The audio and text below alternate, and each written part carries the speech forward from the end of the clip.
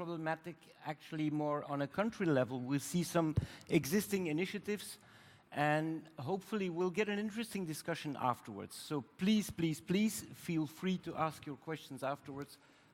Knowing the people here who are in the panel, they are really open for questions and not afraid to give the answers. One very important message.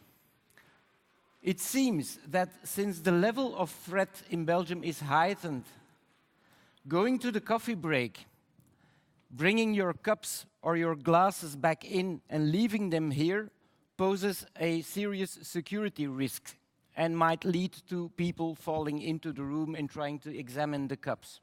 So please, after the break, leave everything, cups and glasses over there for our own peace of mind. Chris, they wouldn't give me a banana either. I think they thought it was a bomb. It's possible. Sorry. However, leaving your e-devices at the charging post is allowed. This does not pose a threat. Okay. So on this bombshell, let's start it off. We have a very interesting panel here, and I would like to have Steve Purser, who's head of operations at ENISA, to start it off. It will be followed by a presentation by, and damn, I forgot it again. Please say it once how it should be pronounced. Gorazd Božič. Voilà. Who's head of the Slovenian CERT, and we got John Salomon here, who's going to explain us the FS-ISAC. FS-ISAC. What it is and what it does, what it realizes. Okay. Steve, up to you. So thank you very much, and good afternoon, everybody. Thank you for allowing me to come and speak to you a little bit about ENISA's activities. I have a very good moderator today who's already said 15 minutes, so I'm going to go through this stuff quite fast. If there are questions, please get me in the coffee break, or go to our website for more information. So I'm going to say just a little bit about ENISA. I'm going to talk about a thing we call the threat landscape. I will talk about national cybersecurity strategies, which are very important, not only at the European level, but globally. We'll talk about the CERT community, which has a very central role in everything to do with cybersecurity, and I think this will continue to grow over the next few years as it has done in the past. I'll talk about exercises, very exciting, very sexy, but also very valuable, and then I'll finish up with some comments on EU critical infrastructure. But let me start with this. This is probably my most important slide because this is about the way ENISA works.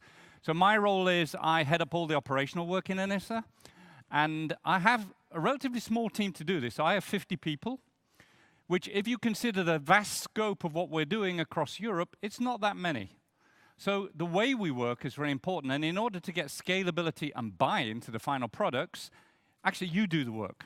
Everyone in this room is a candidate to work with ENISA, and many of you probably have done. And I have to say, this is a great model, and we really appreciate what you do.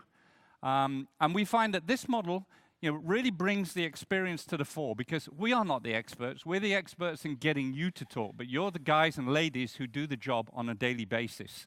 So this is very important, and I think it distinguishes ENISA from many other organizations. The second thing is we're extremely practical. Everything we do is impact-driven, and if it doesn't create an impact, we don't really want to know. So when we do contribute to policy, but we really concentrate on getting things moving at the ground level. Let me give you an example. We produce every year a document called the ENISA Threat Landscape, which is a bit funny because we do no threat analysis whatsoever here. What we do is we go right the way through the globe looking for other people's threat analyses, and we put them all together. Of course, we do a little bit of analysis because we try to find out what the trends are, what agrees, what doesn't agree, etc. But this is based on publicly available data, and is, in my opinion, one of the most global studies you will find on threats. The last year, sorry, this year's has just been released, by the way. Please go to the website if you want to see it. Everything's free, of course. Last year, we had over 250 reports from a variety of resources, and they all went into the final results. And they give you something like this. So if you look at this diagram, it shows you what the top 15 threats are, so globally agreed, but also how they are affecting different business areas. So, one of these columns, for instance, is social networking or cloud computing. And here you can see how a particular threat is affecting a particular business activity. So please be aware of this. Please go and have a look at it. It can be improved, and it will be improved. But I think it's a very good set of information to give you, if you like, a global perspective on what is happening. So if you consider that as the entry point into ENISA's activities, let's now talk about what's happening in the member states. One of the biggest bits of progress I think we've seen in the last few years is member states producing national cybersecurity strategies. So at the moment, out of the 28 member states, 19 of them have a strategy, which is pretty good. And not only that, but these strategies are fairly coherent. Okay? So we've come a long way in quite a short time. If you go to our website, we have an interactive web page. We also have lots of detailing reports. You can see, what the goals of these strategies are, as on a map. You can also see what the long-term impact is, or is meant to be in certain cases. So again, I think this is a great tool for you to bring yourself up to date, to know what's happening, to be able to compare and contrast what is happening in different member states, and to get the big picture. Now, this is very typical of ENISA's work. Again, we are facilitators. We're not the people doing the real thinking, but we're there to help and spread good ideas. So the NSS life cycle for us is that we produced a document in 2012, a good practice guide telling how to design and implement a strategy, and then we followed it up with 2014 by an evaluation framework. And of course, we will then hope to see adjustments, redesign, etc. As with all these things, by the way, security documentation is absolutely no good if it's not kept up to date. And one of the biggest mistakes we make across the whole industry, I think, is we produce too much documentation, but we don't keep it up to date, which is actually worse sometimes than having no documentation at all. So a big part of this is this dynamic cycle and making sure that we really stick with what's happening. I'm sure I'm not telling you anything new here. So this is what's happening at the member state level. At the political level, member states are getting together, talking, thinking about what the key things are, and they don't agree on everything, by the way. Some member states think that defense should be in there, others think that it should be more economically driven, others think it should be driven on human rights principles, etc., which is fine. But we need, nevertheless, to have a core set of, if you like, subjects so that we can rely on each other in the event of an incident, and also build common frameworks. If we had such a mix that everyone was doing different things, it would be very hard to step forward together. So it's okay to have different interests as long as they're controlled within a certain framework. The CERT community I've already mentioned, computer emergency response teams. These are pretty much the only frontline mechanism worldwide for dealing with incidents. They're a very old concept now. I think the first one came about as a result of the Morris worm, which was 88 or something like that. Very old anyway. Very active community, very knowledgeable community, and a community that has leaned on to do many things.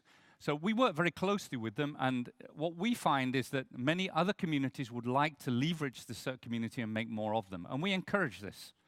Again, it's a question of controlling expectations and making sure that the CERT community can live up to requirements. So in order to help you do this, in order to help communities together and to work more effectively with the CERT community, we've done a lot, if you like, of preparation work in the background to help FIRST, which is the network of CERTs, governmental CERT network and people like this, in providing background material to help the CERT community help itself. And that really, again, shows you ENISA's model. So one example is we produce this CERT inventory. Little piece of work, if you like, yeah, not particularly significant, but it helps. We do many, many other things with the CERT network. This is a much more consequent piece of work. We actually work very closely with the CERT network to help them with training. Right the way from deciding what training should be given to how it should be given, and then we actually produce classroom material, and finally we send people out to train the trainers. And I'm very proud of the way this has developed within ENISA, because I think we have a lot of trust within the CERT network. I think we've developed very good working contacts. We get a great amount of support from them as well. And this is really valuable stuff. So my vision moving forward with the CERT community for ENISA is that this concept of training the trainers goes further. We get closer to the operational communities. We learn more about their daily problems, and all this experience we bring back, and we feed it into other domains of ENISA's work. I'm just giving you examples here, by the way. The work program of ENISA now is so broad. I couldn't possibly cover everything. So I'm trying to show you how we contribute to various parts of cybersecurity. This is probably the biggest and sexiest topic. Who knows of the Pan-European exercise? Could you raise your hands? Oh, okay, I have some work to do. The Pan-European cybersecurity exercise is very, very interesting. It started off in 2009 in the Commission communication, was ratified in Tallinn ministerial meeting in 2010. And I was at that meeting. And it was really interesting to see the extent to which the member states supported this. So it has a very strong political support. And the idea is as follows.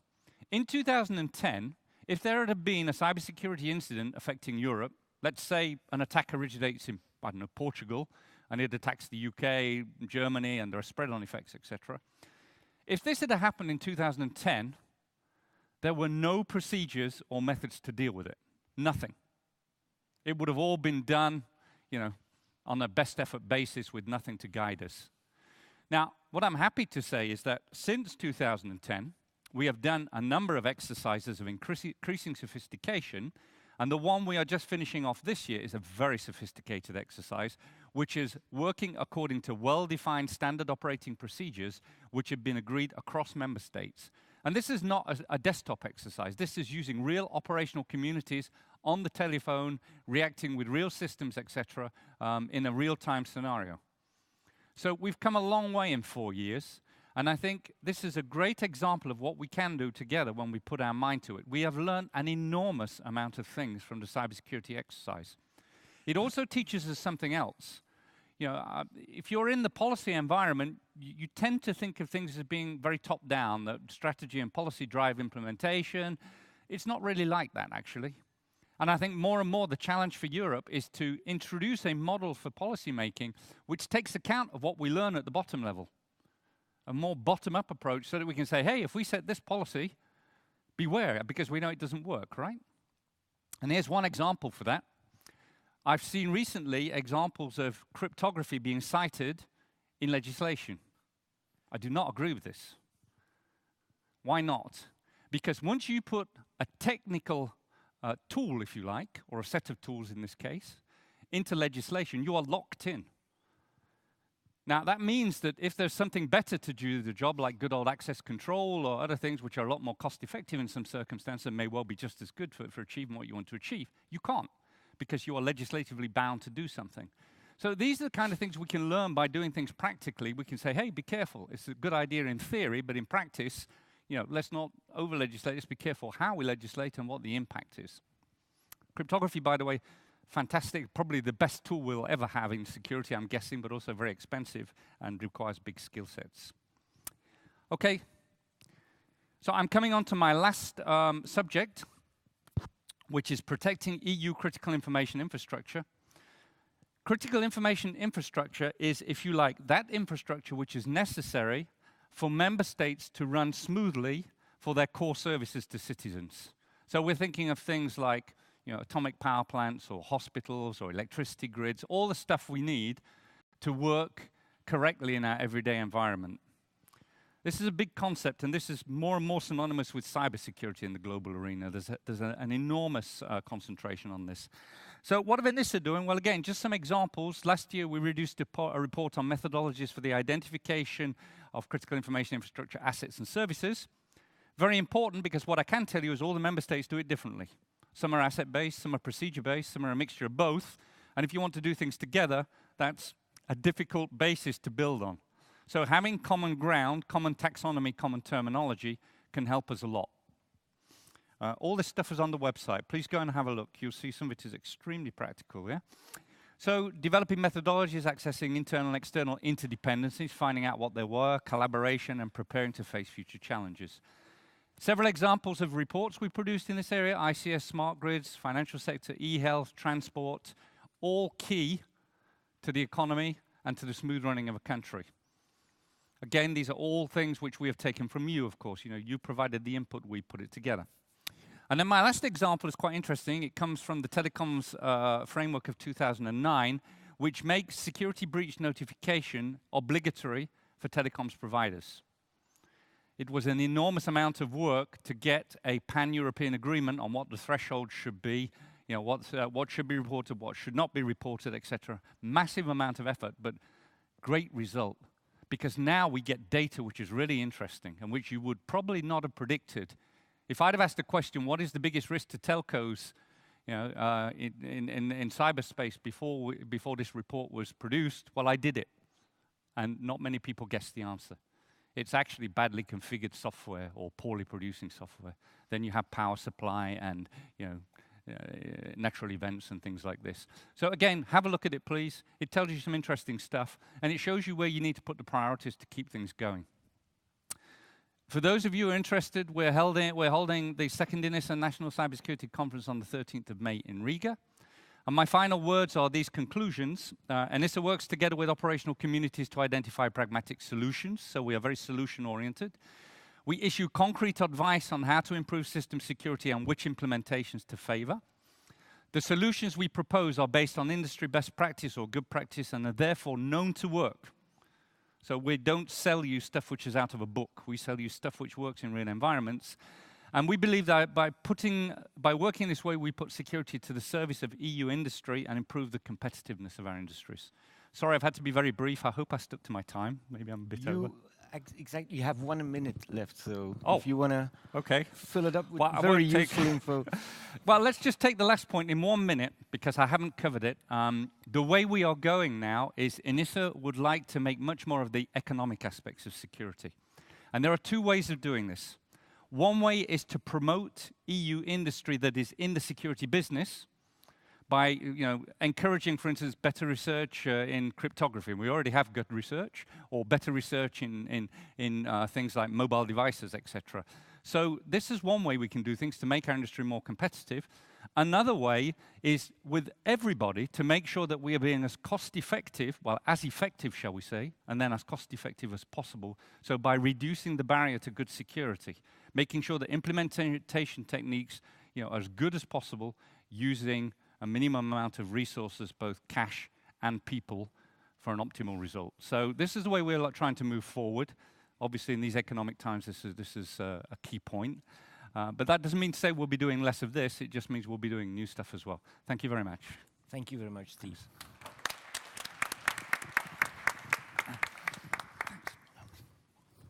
You want to sit here, Steve? Okay. Thank you. I'll continue, and as I was listening to Steve's presentation, I noticed that I'm going to talk about similar things, but thankfully from a bit of a different perspective. I'm going to give you examples of threats that we handled in the Slovenian CERT. So I've titled this presentation, The CERT Cooperation and Cyber Readiness, Cyber Security Readiness. So I'm going to talk about a little what a cyber security readiness should be, how can we define that term, and what it means from my perspective. I've been involved with computer security for now 20 years. And I started 20 years ago. This book really is what got me going. How many of you have read this book? Can I see a show of hands? A couple. Those that haven't, I recommend it. Now it's Computer Security History, what's in this book.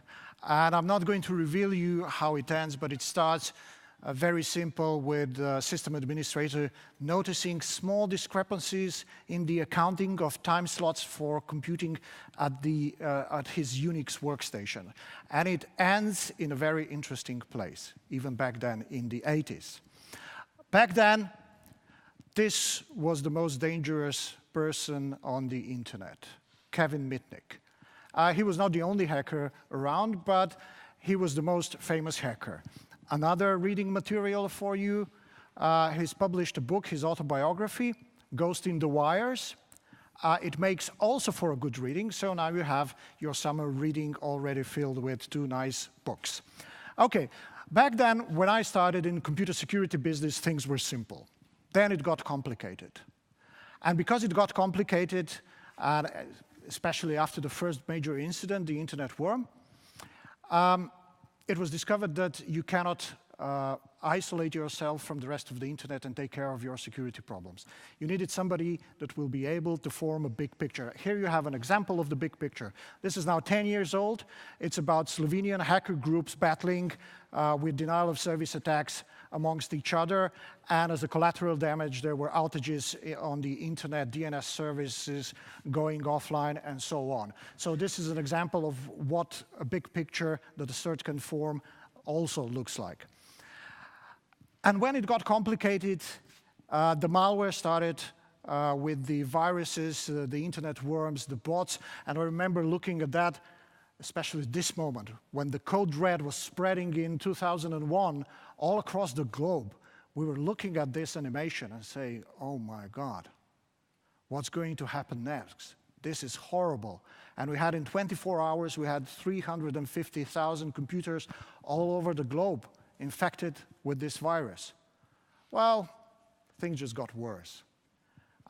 Recently, this guy, Matjaž Korjanc, he's a Slovenian, he goes by the nickname ICERT, was issued a sentence. He was sentenced in the Slovenian court to roughly 5 years in prison because he is the author of the Mariposa, or the butterfly bot, which he sold to several customers, the most famous being two Spanish guys, which used it to produce a botnet of 12 to 14 million computers.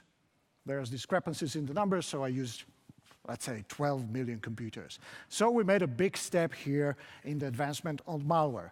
And you can find malware in all different places. If you are a system administrator, you might stumble upon something that looks like this. And those of you that are technically knowledgeable and do some computer programming on the side, this is Perl code. And this is legal Perl code. Legal in the sense it will execute on the computer and produce results. But it's obfuscated. It's not encrypted, it's obfuscated. And we see this obfuscation more and more. The advancement of techniques that the hackers use, the malware authors use for us to be hard for us to do any sort of analysis. So for those of you that wonder, what does this code compile to or decrypt to? This is probably, you won't be able to read it, just an illustration. This is a PHP script that was used to do denial of service attacks on American banks. Any guesses on who the hackers were or the perpetrators were? It was the Izzedine Al-Qassam Brigade, which is kind of a hacker support terrorist group or terrorist hacker support group, whatever you may call it.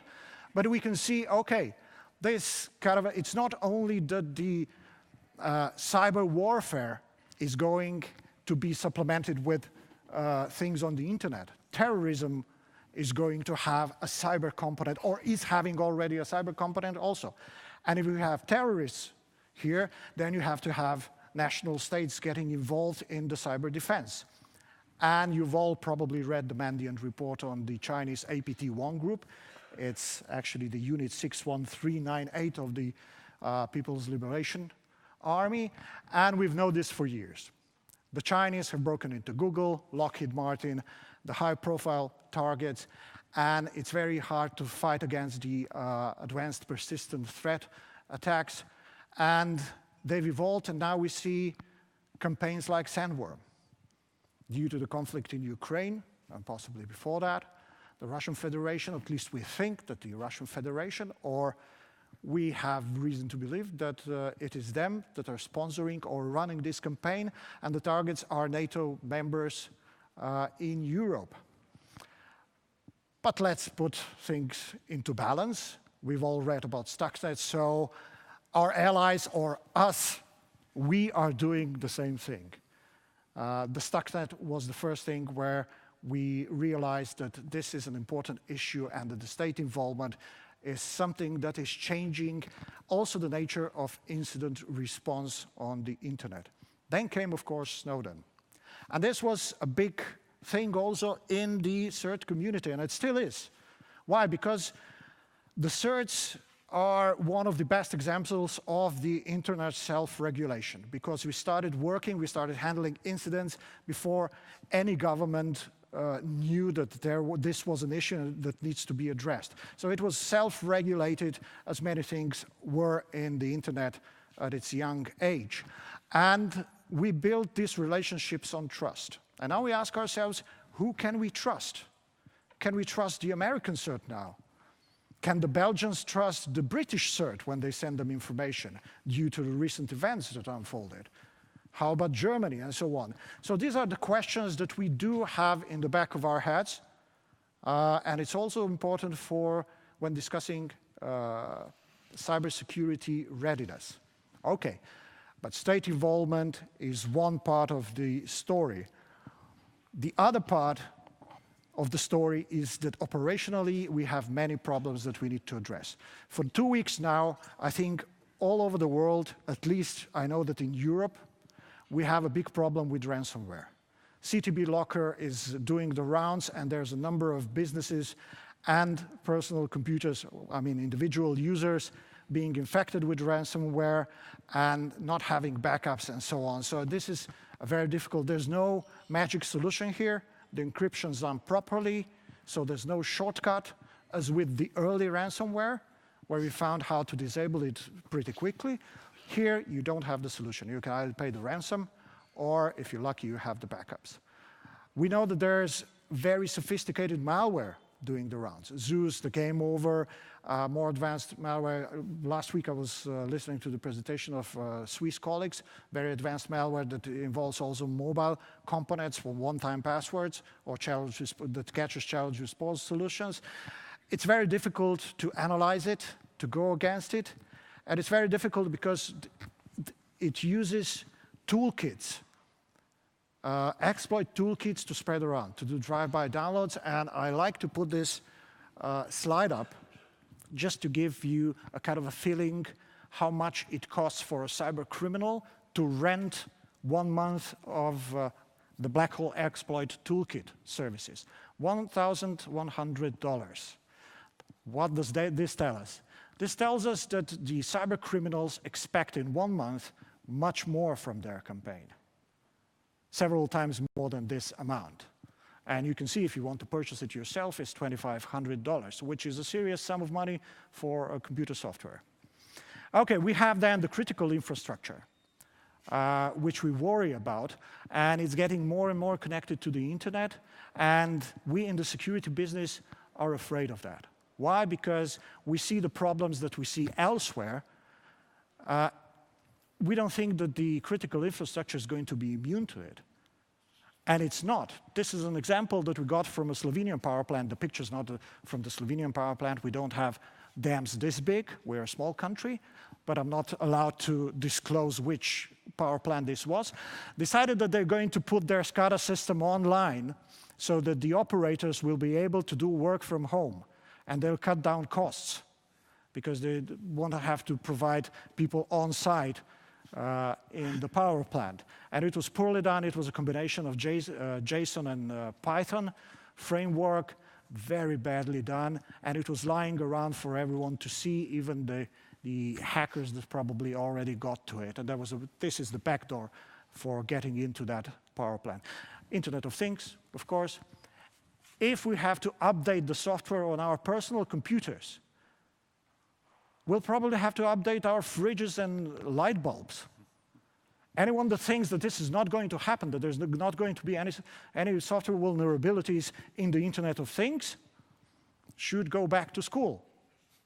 Because the software is buggy. We see that every day. Heartbleed, Shell Shock, Ghost, Poodle. We see the general infrastructure, the computing platforms as they are insecure. And it's going to happen in the Internet of Things. So who's going to update your fridge? Are you going to do it? Because you're angry when you have to update your computer and you're not going to update your fridge. And it's not going to be the one that sells you the fridge, probably. With cars, it's different.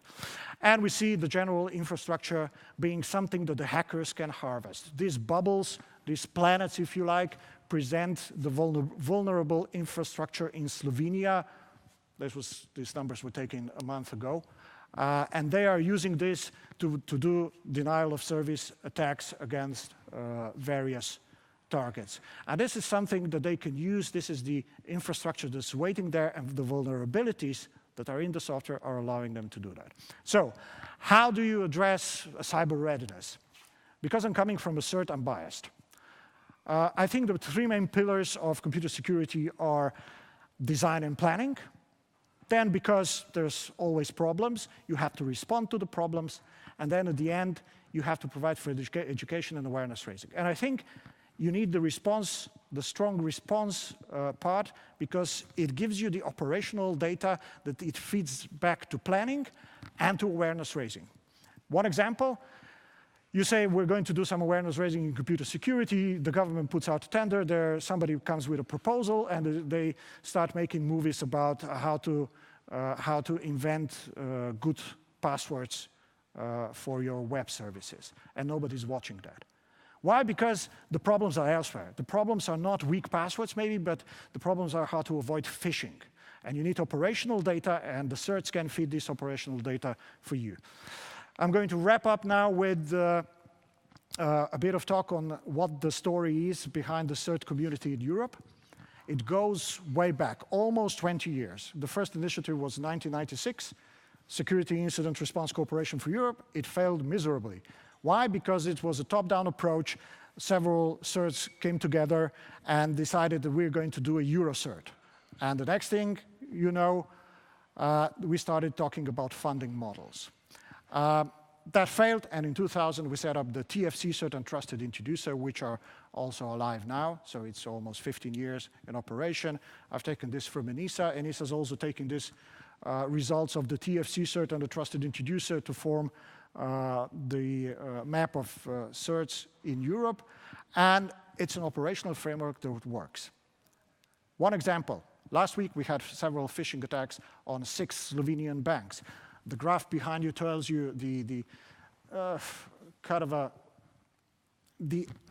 amount of phishing emails that were coming in, the attack strength, and the picture in the middle shows you the response from the Russian center for RU Center. This is the hosting provider. Usually you would say, well, the phishing site's in Russia, what can you do? They're not going to respond. Now, there's a CERT there that even when Europe and Russia are not on the best talking terms, you have them respond, and they took down a couple of phishing sites. So these things work. My thoughts on cyber readiness, a couple of them. We talk about strategies a lot. My view, kind of a tongue-in-cheek statement, is strategies are all nice. But at the end of the day, you need an operational center that will handle problems. And the operational centers feed the data to the people that, or should provide data to people that are writing these strategies. I think a combination of awareness raising and regulation, a kind of a healthy combination of those two, is how you become ready. It's multi-layered, then you have to address secure computing and so on. But most of all, I think what can be done is to support and enhance the CERT network. Okay, maybe 1 minute. No? Exactly. Oh, 1451. Okay, I like to put a face on my presentation. This is our team, so thank you for your attention. Thank you, Gorazd. John, it's up to you.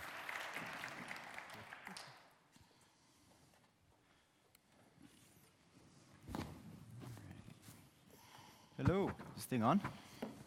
Hi, my name is John Salomon. I represent the Financial Services Information Sharing and Analysis Center. I'm afraid one of the downsides of working in financial services is that you can't do nearly as cool slides as Gorazd just put on. I was explicitly forbidden from using minions in my slides, so I'm going to use really boring old Microsoft 97 clip art just to remind us all how old we are. It's been almost 20 years. You're welcome. Threat intelligence, or rather security information sharing, is one of the big catchphrases of the past 3 to 4 years. Vastly overused, a few others being cloud and resilience. Nonetheless, I think it's one of the major aspects that's facing all of both private industry and public sector in regards to, for example, critical infrastructure protection and, resilience at present. It's something that we're learning is increasing in importance.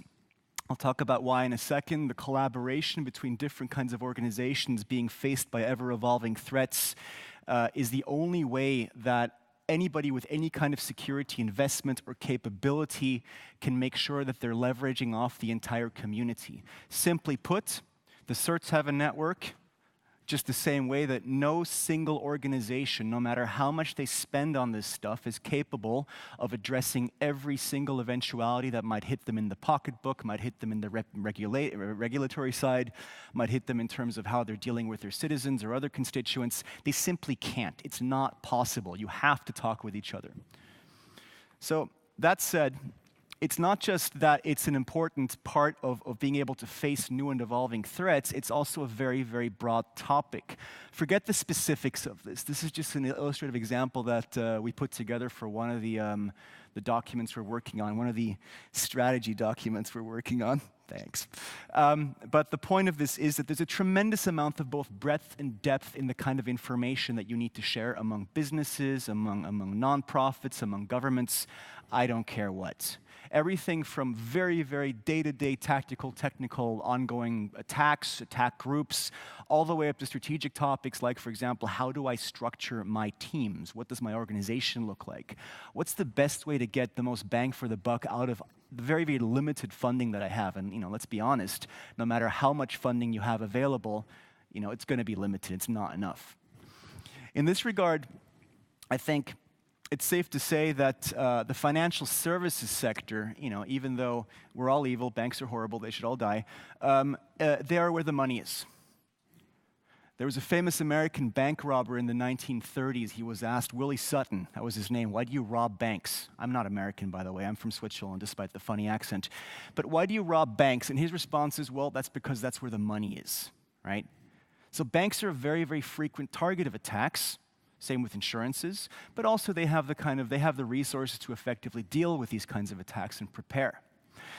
The financial services ISAC was one of, I think currently there are around 25 or so in the US and many more worldwide, organizations that were founded in the late 1990s in response to the Clinton administration going to private industry and saying, do something, figure it out. There's something coming, winter is coming, get ready. So they did, and they got together and they started figuring out how to exchange information, how to collaborate on these things.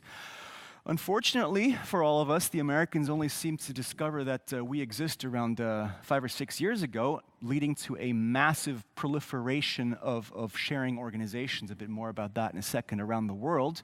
So a lot of us are currently trying to play catch-up in terms of building relationships, in terms of figuring out who is where, what they're doing. The FS-ISAC is, I think, one of the largest of these. We are not the holders of God's own truth. We are not the standard. And as you all know, the beauty of standards is that there's so many to choose from. We're simply one of many organizations, I think one of the largest with about 5,000 members around the world, that's achieved a certain degree of maturity in how do we get organizations in the financial sector. That's any regulated financial firm, stock exchanges, card providers, payment networks, banks, I don't care what, to talk amongst each other to better leverage their limited, as I said before, no matter how much you spend, it's always limited, security budgets to be able to better prepare for and respond to and learn from these types of attacks and trends. We're non-government, we're not-for-profit, we're member-run and operated. We offer a number of services. We do not replace CERTs. We do not replace vendors. We do not replace government initiatives or law enforcement. What we do is we bring these all together. We help basically increase the value that everybody participating in these things is getting from the investment being made in this area. I think one very, very important point here is the concept of herd immunity. You're all familiar with vaccinations. I think there's quite a lot of people who say that vaccinations are no good and they cause all kinds of disease and we shouldn't vaccinate our children. There's also a lot of people who say that the world is flat, so I think we can safely ignore all of them, right? The idea of herd immunity is that no matter, the more people are participating in a vaccination scheme, the more people are safe. So if we can get a much greater coverage of organizations, firms, whomever participating in information sharing schemes, we're ensuring that even the level of maturity and readiness of firms outside of these schemes are increased. That's part of what the ISACs do. As I mentioned, information sharing and a subset in threat intelligence sharing are pretty overused term. And by the way, I will not use the term cyber in this presentation, and I strongly encourage you to throw things at me if I ever do. I hate that. But there's very little concrete activity going on compared to the amount of talk. So very often people don't seem to actually do anything. They say, well, we need to share, we need to collaborate, we need to participate in schemes, and then, you know, you have a mailing list, and you have a portal, and you have calls, and nothing happens. So this only works if you're actually contributing actively. And, you know, the corollary to this is that this only works if a lot of people are contributing actually, and the more they're contributing, the more they're putting in, the more they're getting out of it. Bit more on that in a second, but we'll see how this lack of participation, even when people think that you know, well, I'm just putting in and, you know, I'm not benefiting. Well, you know, at some point this is going to come back to you. If you're not contributing information, people elsewhere are not going to contribute information, and you're going to be in the same position they're in. The same way, you know, people think that what they're doing may not be the right way, they're insecure, there are cultural factors. I know some countries in Europe are very, very reluctant to be the first guys to get out there and go dance on the tables. Well, here's the thing, you know, the more people dance on the table, the more fun it gets. And nobody knows what they're doing. Everybody's learning, right? Everybody who says they've got the right way, you know, they've got the God's own truth, ignore them, right? Everybody's improvising. One of the things I learned, you know, about growing up, one of the biggest revelations about becoming an adult when I've been making this stuff up for the last 20 years. I have no idea what I'm doing. Well, nobody else does either. Same thing. There is no right way. But the only right, well, there is actually a right way, and that's to try things, to do things, improvise. Automation, we're seeing this increasingly hit the scene. It's quite an important part of security intelligence sharing. Basically, the idea there is that we are in the process of developing the plumbing, the pipes, the wires of exchanging this information via different kinds of protocols, both in terms of transport protocols, formatting languages, etc. We're ourselves very focused on STIX and TAXI. These are developed by the MITRE Corporation, which is a US government, collaboration between various defense contractors. It is not the only standard out there. Most systems talk any number of protocols. But the idea there is to make sure that guys like our esteemed colleague here can do useful things as opposed to manually typing in alert information. Things are getting off of mailing lists. Very, very important point to the competitive advantage side of things. A lot of organizations, especially commercial firms, will not share stuff because I'm giving away all the things and my competitors will be able to hit me because of it. That's not the case. In the case of banks, let them compete on the money side of things and do bonds and stocks and loans and whatever. Let the business guys do that. We're professionals in the security arena. Our job is that we exchange this information and make sure that all the industry can run effectively.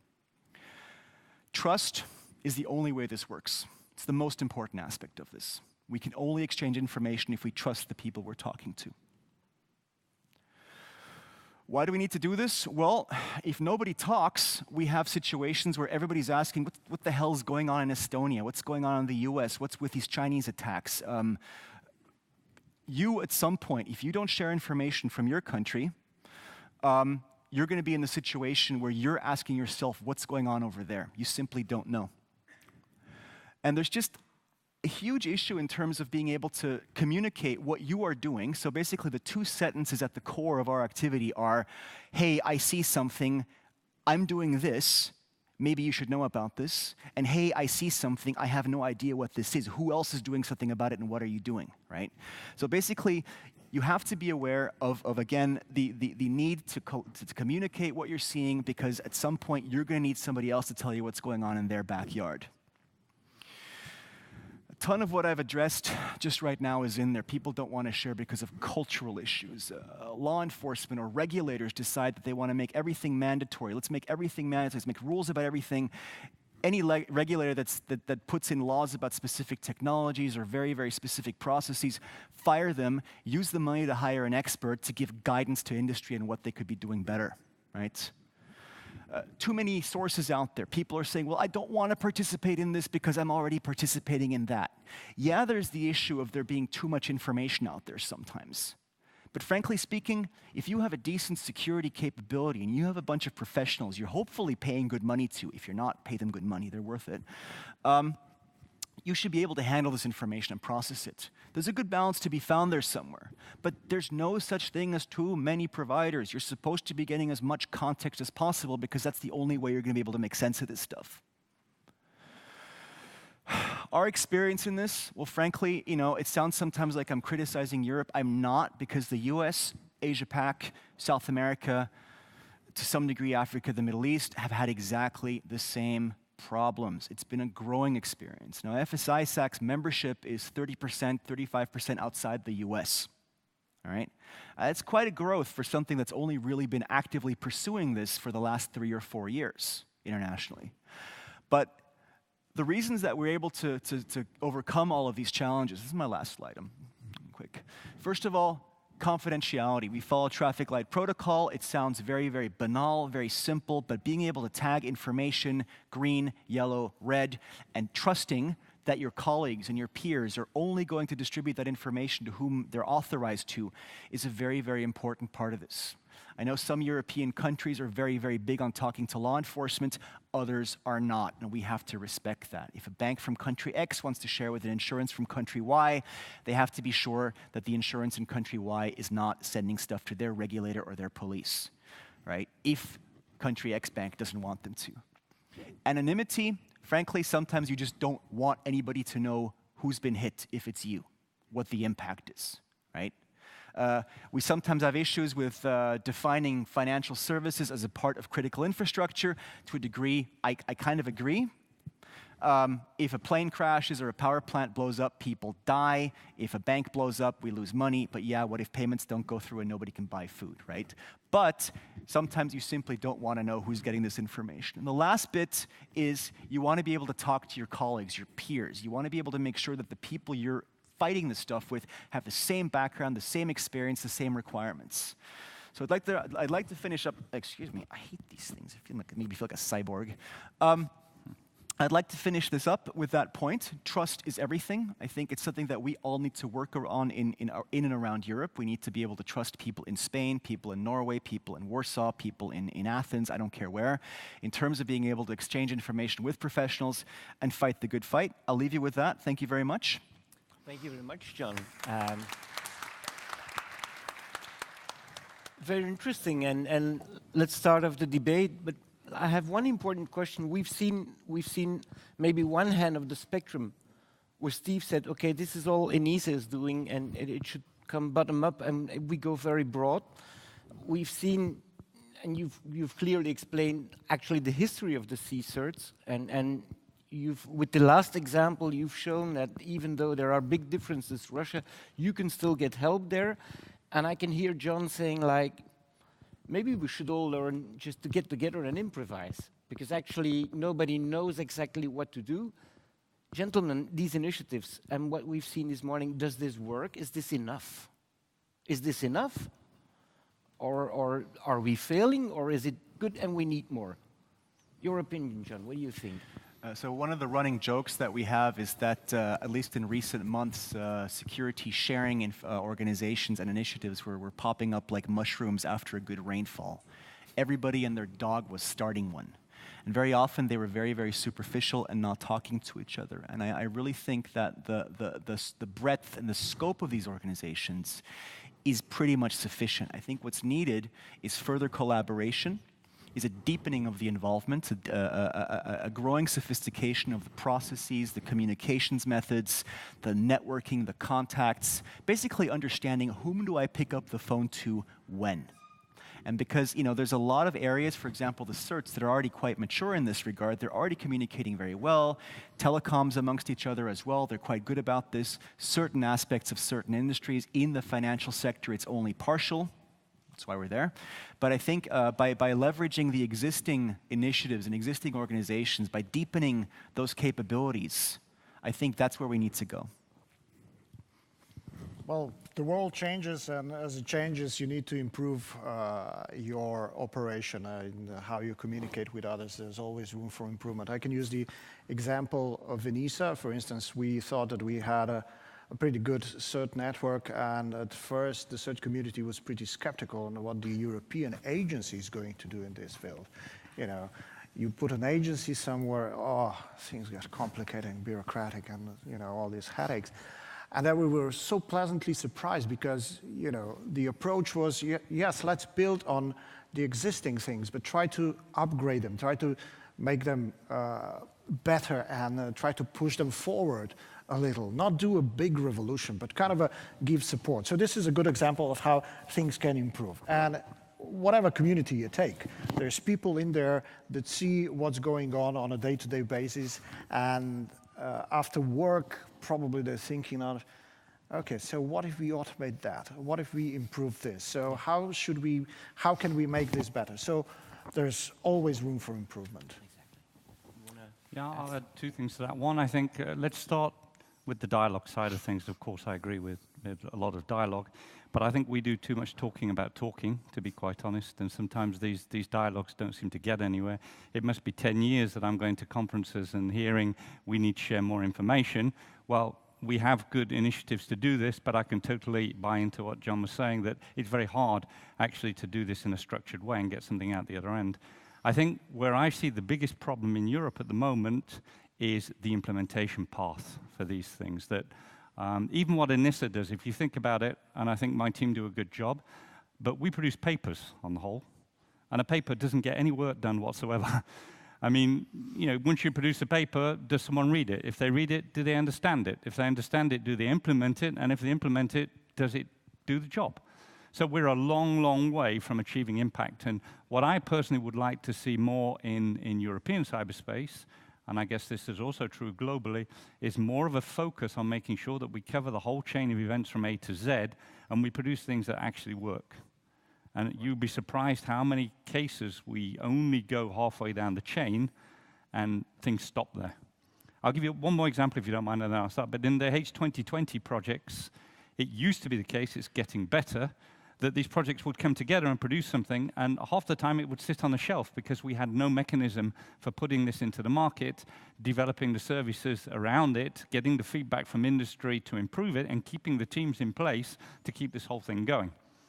So this is exactly what we don't want in security. You know, we need to have things which produce products, services, and approaches and keep them going. And we need also to monitor things and measure them and make sure that our original assumptions prove to be true and that we are improving. Thank you. Are there any questions at this point? Yeah, I see you there, gentlemen. Good afternoon. Yeah, this is on. My name is Leuven van Zwiet, and I'm a prosecutor from the Netherlands. And I would like to tie into the last remark that was made. I have a question about self-regulation and about how far trust goes. I recall that in 2000 already, ENISA put out a recommendation to prevent IP spoofing from becoming a serious attack vector. In 2006, ENISA put out a recommendation about open DNS resolvers. Now, we've seen exactly these two attack vectors to be very prominent in large-scale DDoS attacks over the last couple of years, even to the point where we've had internet exchanges creaking with the sheer volume of data that was being produced by such attacks. Now, my question would be, if it's already been 15 years that the knowledge is out there, and if there's so much trust in the internet community, how come, and this is perhaps overly dramatically stated, but how come that we're still dealing with these types of attacks? And where exactly lie the limits of self-regulation when it comes to these kinds of issues that may start out small, as small risks, but eventually turn out to something that is perhaps too big to be led to self-regulation to solve? It's a very good question. Who wants to pick it up? So synthesize it. Is okay. You got trust, self-regulation, and you pick two examples of something that was announced and known for many years, and actually today, or very recently, still is a major issue. How can that be? The trust issue on the internet, the self-regulation is not absolute, and the trust in the internet is not a big thing. I was talking about the trust within the CERT community, which is something different, and the self-regulation is not enough. That is clear. The problems that you mentioned, the spam and the DNS, some of them are getting better. We have data that the number of open resolvers is steadily falling, and this is due to our sending information to the ISPs. The problem is, what do the ISPs do with that information? How much does it cost them? So this is when the regulation, I think, comes in. Because if there's no incentive for them to do it, because it means it will increase their costs of operation, that means that the governments have to say, well, this is the stuff that you have to do even if it costs you money. So there has to be some kind of regulation there. The banking sector has a lot of regulation, I think. The energy sector also, but not on the field of internet, I'm afraid. So there is a combination of things. Only self-regulation will not get us really that far. And you have a combination of these self-regulation mechanisms, self-regulation, then regulation, awareness raising, education, and so on. And my favorite one is, but you don't get anywhere if you start discussing that, is why are we using computing tools that were designed in the 1960s to produce modern-day software? Heartbleed bug was there partly because it was written in C language, and majority of software is still written in C language. So when you go and build a house, you have to hire somebody that will draw up a house and do the static analysis and so on, so the house will not fall down. Anyone can write computer software. Is this the correct way to go? Okay, I'd like to add a couple of comments. First of all, while I certainly agree with a lot of what you said, we also need to bear in mind that the baseline is changing, of course, and if we hadn't improved dramatically since 10 years ago, we would simply be in a game over situation. So it is true that we're still struggling with some things. It is also true that a massive amount of progress has been made. Some things we're dealing with better. But I would actually like to deal with this in a different way. Most of my career was as a chief information security officer in the private sector. And what I noticed in what was it, 15 to 20 years of doing this, is that the kind of approaches we put in place are based on false assumptions. And one of the biggest false assumptions is scalability. We put in place processes which simply do not work. Let me give you an example. How many people do I know, including myself in the past, who put in place intrusion detection systems only to let the bell be rung all day long and no one take care of it? And if they did take care of it, did it get back to the back-end system where the attack was supposed to happen? Did someone look at it, analyze it, and give the information back? This happens very rarely. So the trouble is that we tend to be satisfied with things that look good on paper and satisfy the auditors, when in reality, we are not always doing a lot of good. So scalability, adaptability, this is when things change. How good are your processes? How quickly can you adapt to it? And usability are three keywords which are really important in modern-day security. Another example would be we put in place systems which users do not buy into or do not understand. So again, they look good on paper, but they don't really do the job. So this at least is a big part of the problem, I think. And if we did that job better and were more honest with ourselves, and I take a big part of this on me personally when I was a CISO, because I fell into all the traps, I think we would do a lot better. John, you had something? I can't agree with that more, and I'd like to just on top of that say that not just is the threat landscape evolving drastically, but also I think it's only now in the last, I'd say, 2 or 3 years that a lot of, let's say, I'm going to say governments, very, very broadly speaking, are getting together and talking to each other about concepts like, for example, dealing with distributed attacks, with distributed threats. And I'm going to be very blunt and say the only ones who've got it right in the entire world right now are the Singaporeans in one aspect, and that's software vulnerability testing. ENISA, for example, recently put out an absolutely phenomenal paper, which I really, really like. It's about financial security in the financial sector. It's one of my colleagues there wrote that.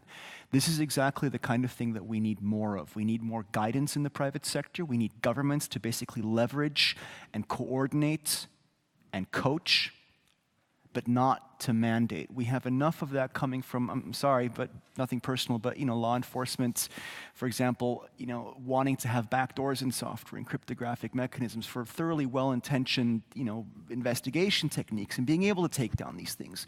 But what we need more of is, for example, responsiveness. I know in the Netherlands there's a very, very good and very, very strong culture of integration of law enforcement with various parts of the private sector. Scandinavia, same thing. Other countries, sorry, I'm going to be very blunt, don't make me laugh. This includes, North America, Europe, Asia, getting somebody to pick up the phone and tell you what's going on and help you try to make sure everybody's involved in an ongoing investigation would be a huge step. And you don't need regulation for that. It's simply a culture of basically acting as a coach, right? So the self-regulation works increasingly, and it can work. It works in a lot of ways, especially as Steve said, since if it weren't working, then we'd all be dead in the water by now. But we need more involvement in terms of giving guidance, in terms of basically showing the best way forward, even if that's not necessarily from the government side. Even if it just says, look, talk to these guys, let them show you how it's done. Very interesting. I think we at least have time for one more question in the audience, but maybe interesting to note it is indeed best current practice 38. It's still not implemented everywhere. We still have open DNS resolvers. On the other hand, the Russian business network as an AS did get cut off from its peers. And if you go now and you say an open mail resolver, an open mail relay, it's people, oh yeah, oh sure, it wasn't accepted before. So in these two cases, it did work. Something to note. Another question, yes.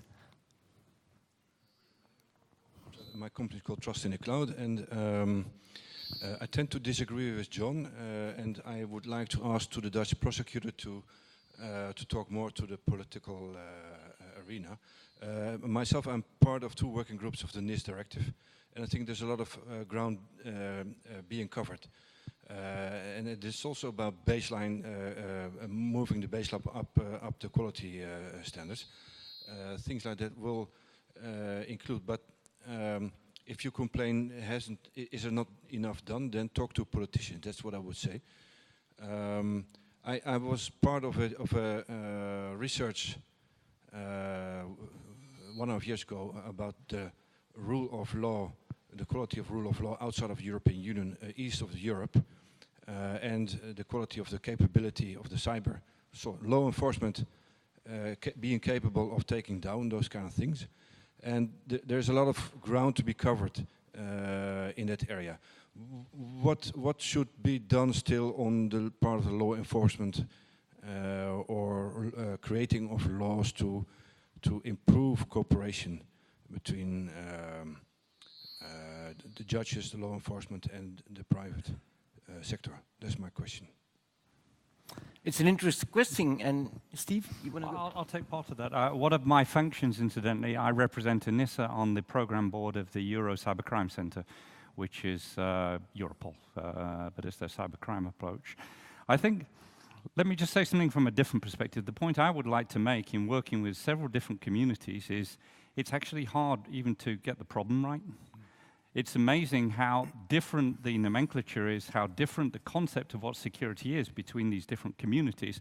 And I would say a very big step going in the right direction would be to start having more cross-fertilization of ideas and people between these communities. If I go and talk to Europol, I hear things like forensics, collecting information so that it's ready for prosecution, how does this fit into crime-fighting activities, all logical stuff. If I go to NATO, I hear about things like cyber defense and cyber warfare. What's the difference between the two? How does attribution work? The private sector is totally different. The point I'm trying to make is the following, that if you want to attack problems together in a structured manner, you really have to have a good understanding of what that problem means in all its different forms. Then I think you start to make progress. And I'll leave you with one example of where it hasn't gone that well. If you look at security breach notification and data breach notification, we have an awful lot of work to do to see what that means in terms of reporting to law enforcement authorities. You can't report everything because people would just get totally drowned and it's not significant. So there's really, I think, a lot of analysis to do. What is reasonable, what isn't, what are the principles behind it, what do we expect to achieve, etc. Then I think we'll start to achieve something more sensible. John? I was recently told in a call by a senior person at a major European law enforcement agency that they don't deal with, for example, espionage. They only deal with, quote, cybercrime, unquote. Let that sink in for a second. Building on what Steve said about cross-pollination. We only do cybercrime. If I'm a company and I'm being hit by state actors, for example, right? Whom do I call? I don't know, right? So in terms of being able to cooperate, I think it would be very, very, I'm just building on this very, very, very good point. I think it would be very useful for law enforcement to also talk to each other and act as a coach on how to do this. And I think another aspect of this that's very, very successful is I don't know if you're familiar with, I'm not in these guys, so I hope I'm not saying anything stupid here, but my understanding of what an organization called eCrime Fraternitas does, which is that when a financial organization or a member organization sees an issue that they're investigating, they basically form a little fight club. What's the first rule about fight club? You don't talk about Fight Club, right? They figure it out amongst themselves, and they figure out a way to go and talk to law enforcement, but they get coaching essentially from law enforcement about what the phrasing of the problem needs to be like and how they can work together once they've done. You probably have more experience dealing with these guys than we do, but my understanding is that it is quite a good model in terms of being able to take the problem to somebody who can finally help you with, for example, the investigation. That'd be useful.